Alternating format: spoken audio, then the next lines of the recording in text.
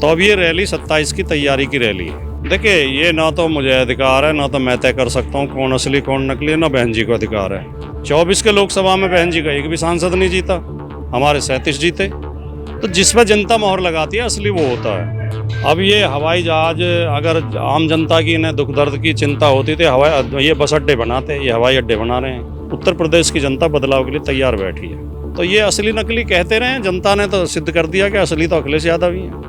27 में समाजवादी पार्टी 350 से ज़्यादा सीटें जीत के उत्तर प्रदेश में सरकार बनाएगी। उत्तर प्रदेश में 2027 में विधानसभा चुनाव होने हैं, यानी सत्ता के संघर्ष के लिए अभी से ही सभी सियासी दलों ने अपनी अपनी कमर कसनी शुरू कर दी है, यानी कि चुनावी तैयारियां सबने शुरू कर दी हैं। इस वक्त हम नोएडा के दादरी में हैं और यहाँ 29 मार्च को समाजवादी पार्टी के राष्ट्रीय अध्यक्ष अखिलेश यादव यहीं आने वाले हैं और यहाँ से वो समानता और भाईचारे की जो रैली है उसे यहाँ संबोधित करेंगे। और आप देखिए कि जो पूरा पंडाल है, यहाँ हजारों की तादाद में लोगों के आने की उम्मीद जताई जा रही है और लगभग 141 विधानसभा क्षेत्र जो हैं वो यहाँ की इकलौती रैली से अखिलेश यादव कवर करने जा रहे हैं। यानी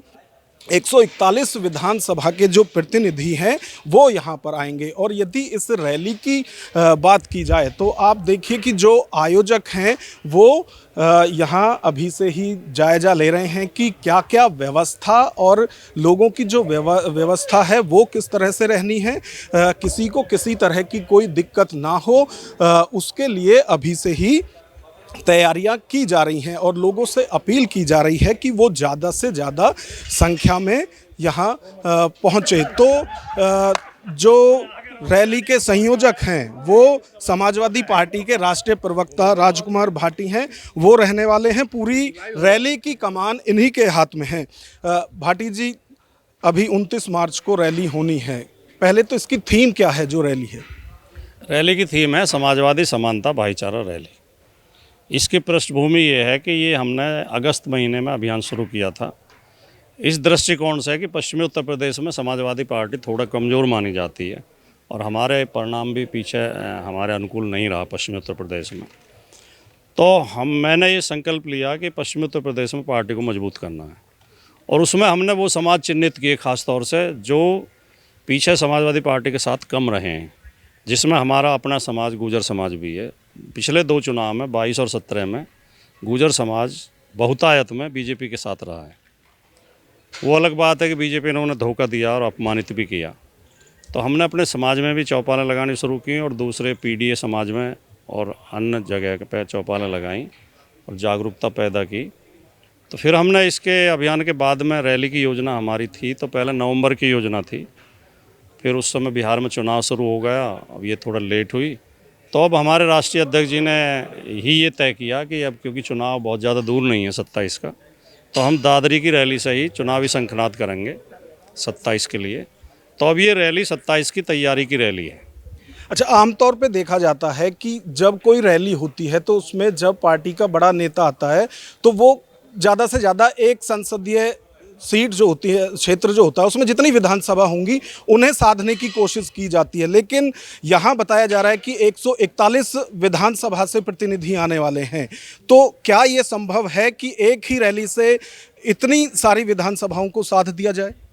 नहीं, जो आप जिस रैली की बात कर रहे हैं वो होती हैं चुनाव के समय पर रैली। चुनाव के समय पर होती हैं तो बड़े नेता ये करते हैं कि एक ज़िले की सारी विधानसभा शामिल कर ली और कई बार मंडल की कर लेते हैं।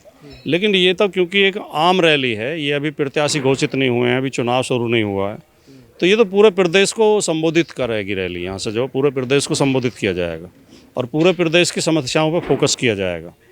बाकी जो 142 विधानसभा सीटें जो हम कह रहे हैं, उनमें से प्रतिनिधि के तौर पर कहीं से 50 लोग, कहीं से 100 लोग, कहीं से 200 लोग आएंगे। ज़्यादा लोग जो होंगे वो आसपास की विधानसभाओं से, आसपास के ज़िले से ही होंगे। गौतम बुद्ध नगर, बुलंदशहर, मेरठ की इसमें विशेष भूमिका रहने वाली है। बागपत से भी काफ़ी लोग आएंगे, बराबर में हापुड़ ज़िला है और सहारनपुर तक के लोग, इधर बरेली तक के, उधर फिरोजाबाद तक के लोग आ रहे हैं। लेकिन नज़दीकी क्षेत्रों से ज़्यादा लोग आएंगे। आप पीडीए के अधिकारों की बात कर रहे हैं, और यदि पिछड़े दलित अल्पसंख्यक की बात करें तो बीएसपी भी उसी तरह की बातें कर रही है, और अभी आज़ाद समाज पार्टी है, चंद्रशेखर, वो भी लगातार यही मुद्दे उठा रहे हैं।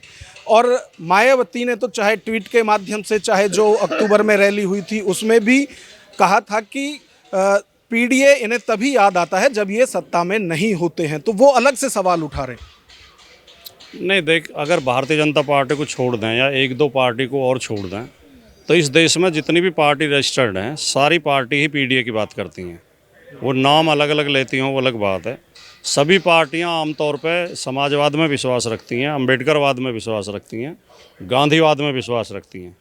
तो इसमें कुछ गलत नहीं है। अगर दूसरी पार्टी भी पीडीए की बात कर रही है या बाबा साहब के संविधान को बचाने की बात कर रही है, लोकतंत्र की बात कर रही है, तो अच्छी बात है। एक बीजेपी ऐसी है जो केवल उद्योगपतियों के लिए, पूंजीपतियों के लिए काम करती है। लेकिन इसमें असली नकली की बात की जा रही है ना। बीएसपी बहन जी कह रही हैं कि बाकी जो हैं वो सब नकली हैं। जैसे अभी हमने देखा स्वर्ण आंदोलन हुआ था 8 मार्च को दिल्ली में, तो उसमें 2 संगठन काम कर रहे थे। तो एक संगठन कह रहा था कि नक्कालों से सावधान, बस यहाँ रामलीला मैदान में ही होना है। उसी तरह से आपके लिए कहा गया है बहन जी की तरफ से। देखिए, ये ना तो मुझे अधिकार है, ना तो मैं तय कर सकता हूँ कौन असली कौन नकली है, ना बहन जी को अधिकार है। ये तो जब चुनाव के रिजल्ट आएंगे तो जनता तय कर देगी कौन असली है कौन। जनता ने तय किया भी है 24 में, 22 में भी तय किया है। 22 में बहन जी का एक विधायक जीता मात्र, हमारे 125 जीते। 24 के लोकसभा में बहन जी का एक भी सांसद नहीं जीता, हमारे 37 जीते। तो जिस पर जनता मोहर लगाती है असली वो होता है। लोकतंत्र में जनता ही जनार्दन है, जनता ही ऊपर उठाती है, जनता ही नीचे गिराती है। क्योंकि हमारे नेता श्री अखिलेश यादव जी जनता के मुद्दे उठा रहे हैं। दबे कुचले के, दलित के, पिछड़े के, अल्पसंख्यक के, आदिवासी के और सामान्य जाति में भी जो पीड़ित हैं, दुखी हैं, अपमानित हैं, उन सब की आवाज़ अखिलेश यादव जी बन चुके हैं। इसलिए लोग अखिलेश यादव जी को पसंद कर रहे हैं और जनता उनके झंडे के नीचे इकट्ठी हो रही है। तो ये असली नकली कहते रहे हैं, जनता ने तो सिद्ध कर दिया कि असली तो अखिलेश यादव ही हैं। 22 में नारा दिया गया था 22 में बाइसिकल, अब 27 में साइकिल आएगी। 27 में जो अगर आप जिले वाइज जाके लोगों से बात करें और सर्वे करें तो आपको पता लगेगा कि उत्तर प्रदेश की जनता बदलाव के लिए तैयार बैठी है। वर्तमान शासन की जोर जुल्म ज्यादती से जनता परेशान है। इनके फर्जी नारों से, फर्जी मुद्दों से इन्होंने किसी की बेहतरी नहीं की। किसान दुखी है, मजदूर दुखी हैं, नौजवान दुखी है, महिलाएं दुखी हैं। ये केवल पूंजीपतियों के लिए काम करते हैं। जनता बदलाव चाहती है। 27 में समाजवादी पार्टी 350 से ज़्यादा सीटें जीत के उत्तर प्रदेश में सरकार बनाएगी। कल मोदी जी आ रहे हैं, एयरपोर्ट का उद्घाटन कर रहे हैं। बड़ी उपलब्धि क्षेत्र के लिए भी बताई जा रही है। नहीं, उपलब्धि अब वही तो मैंने कहा ना कि ये पूंजीपतियों के लिए काम करते हैं। हवाई जहाज़ में कौन चलेगा? किसान जाएंगे क्या हवाई जहाज़ में, या मजदूर जाएगा? एक बार पीएम ने कहा था कि हवाई चप्पल वाले भी हवाई जहाज में जाते हैं। नहीं, कहा तो था लेकिन चल तो नहीं पाया नहीं कोई, कहना अलग बात है। अब ये हवाई जहाज़ अगर आम जनता की इन्हें दुख दर्द की चिंता होती थी, ये बस अड्डे बनाते, ये हवाई अड्डे बना रहे हैं। ये बसें चलाते, आम जनता को तो बस नहीं मिल रही, टाइम पे ट्रेन नहीं मिल रही। कोई एग्ज़ाम हो जाए या कोई त्यौहार का समय हो तो लोग बिजली की रेलों के भी छत पे बैठ के सफ़र करते हैं अपनी जान पर खेल के। तो इन्हें शर्म आनी चाहिए कि आम आदमी को तो आप कोई सुविधा दे नहीं पा रहे। और फिर ये हवाई अड्डे बनाते हैं। उत्तर प्रदेश में 7 हवाई अड्डे अब तक इन्होंने बनाए हैं, उनमें 6 बंद हो चुके हैं। तो ये इनका ड्रामा है, केवल मीडिया मैनेजमेंट है, हेडलाइन मैनेजमेंट है। ये कुछ नहीं कर पा रहे हैं और थोड़ा बहुत जो कर रहे हैं वो पूंजीपतियों के लिए, बड़े लोगों के लिए कर रहे हैं। इस हवाई अड्डे में जो ज़मीन एक्वायर की है, किसान आज तक आंदोलन कर रहे हैं, उनको पैसा नहीं मिला। इन्होंने जो नौजवानों से फार्म भरवाए थे कि जो नौकरी नहीं चाहते या तो 5 लाख रुपए ले लें या नौकरी ले लें, तो जिन्होंने 5 लाख का विकल्प दिया था उन्हें सबको 5-5 लाख रुपए मिल गए। और जिन्होंने नौकरी का विकल्प दिया था एक भी नौजवान को नौकरी नहीं मिली। यानी नौकरी है ही नहीं सरकार के पास। नहीं, देने की नीयत नहीं है तो बहुत, देने की नीयत नहीं है। अच्छा भाटी जी, आमतौर पर क्या होता है कि जो चुनावी साल होता है उसमें नारियल बहुत फोड़े जाते हैं और वो शुरू भी हो गया है अब। तो क्या लगता है कि नारियल ये फोड़ेंगे, फीता आपकी सरकार काटेगी? ये तो नारियल भी नहीं फोड़ पा रहे बेचारे। अब योगी जी आए थे अभी ग्रेटर नोएडा, पिछले सप्ताह ही प्राइवेट अस्पताल का उद्घाटन कर गए हैं और उसमें तारीफ कर रहे हैं कि देखो अस्पताल इतनी बढ़िया बनी है। मतलब प्राइवेट अस्पतालों का प्रचार कर रहे हैं मुख्यमंत्री, इसके लिए रह गए हैं। अरे आपने इस जिले को सरकारी अस्पताल तो एक भी नहीं दिया। एक मेडिकल कॉलेज दिया था तो अखिलेश जी ने दिया था, जिम्स। आप तो कुछ नहीं दे पाए। 2 मेडिकल कॉलेज दिए थे अखिलेश जी ने, एक नोएडा में चाइल्ड स्पेशलिटी मेडिकल कॉलेज, एक जिम्स ग्रेटर नोएडा में।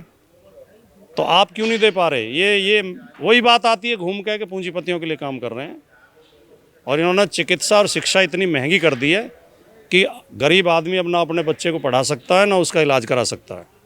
लेकिन जिले की पनौती तो खत्म कर दी। पहले जो सीएम होते थे वो नोएडा आते ही नहीं थे, उद्घाटन या शिलान्यास भी करना है तो वो भी ऑनलाइन होता था। अब ये कई बार देखा जा रहा है कि महीने में 2-2 बार भी आ रहे हैं। ऐसे तो बीजेपी के ही सीएम थे। राजनाथ सिंह जब डीएनडी का उद्घाटन करने आए तो नोएडा की तरफ से ना करके दिल्ली की तरफ से करा। वो इतने डरे हुए थे कि नोएडा में जाते मेरी सीट छिन जाएगी। तो मतलब बाबा ने पनौती दूर कर दी। इसका जवाब तो बीजेपी वालों से ही लो आप। चलो। अच्छा, एक सवाल और है। अभी कल ही मुख्यमंत्री ने कहा है कि जिन्हें कब्रिस्तान पसंद थे उन्होंने कब्रिस्तान को पैसा दिया, जिन्हें हमें मंदिर पसंद है हम मंदिर को पैसा दे रहे हैं। तो क्या एक एजेंडा घूम फिरकर इनका यही है, हिंदू मुसलमान? किसी प्रदेश के मुख्यमंत्री को इतना भेदभावपूर्ण और इतना सांप्रदायिक नहीं होना चाहिए और इतना जातिवादी नहीं होना चाहिए जितने ये हैं। ये खुल के जातिवाद करते हैं, खुल के सांप्रदायिकता करते हैं, एक समुदाय विशेष को निशाना बनाते हैं। आप ये क्यों नहीं कह सकते कि हम कब्रिस्तान की भी तरक्की करेंगे और शमशान की भी करेंगे? हम मंदिर भी बनाएंगे, मस्जिद भी बनाएंगे, हम मदरसे भी बनाएंगे, हम विद्यालय भी बनाएंगे। तो ये तो नफ़रत भरी बातें हैं और ये मुख्यमंत्री तो हमारे नफ़रत के लिए मशहूर हैं। इनकी और कोई विशेषता नहीं है। ये नफ़रती भाषण देते रहे हैं, पहले भी इनका इतिहास यही है। ये बयान इनका बहुत निंदापूर्ण है। 29वें चुनावी आगाज समाजवादी पार्टी दादरी से करने जा रही है, तो क्या लगता है 27 में साइकिल चलेगी? दौड़ेगी। चल तो अब भी रही है, 27 में दौड़ेगी। बताइए तो सही, 350 सीट जीतेंगे। बिल्कुल। तो ये थे राजकुमार भाटी, जिनका दावा है कि 22 में भले ही बाइसिकल ना चली हो, लेकिन उत्तर प्रदेश की जनता मन बना चुकी है कि 27 में साइकिल ना सिर्फ चलेगी बल्कि दौड़ेगी। कैमरामैन विवेक के साथ Nagendra Bhati, news watch India, Dadri.